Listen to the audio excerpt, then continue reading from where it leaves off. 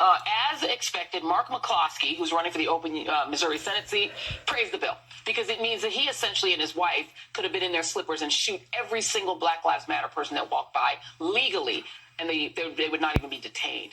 I want to go to you first on this, Brittany. As somebody who, has been out there in the streets protesting, taking that risk for yourself, what would this kind of a law mean to people who actually just want to march for justice? And what does it mean, in your view, particularly for Black Missourians?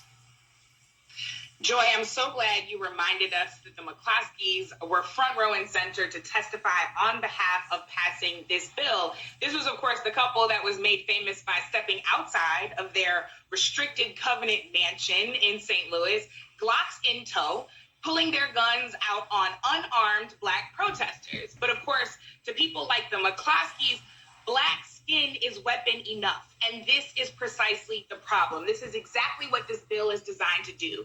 It's to legitimize seeing Blackness as a weapon in and of itself and then justify our murders. It is meant to terrorize us and frighten us away from ever using our voices.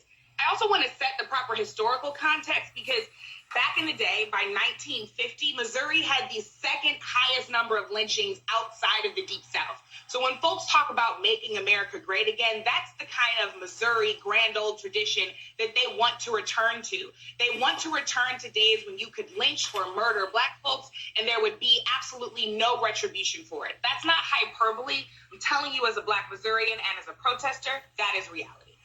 And I can't get around that. I mean, this is Fugitive Slave Act territory. I'm sorry, Paul.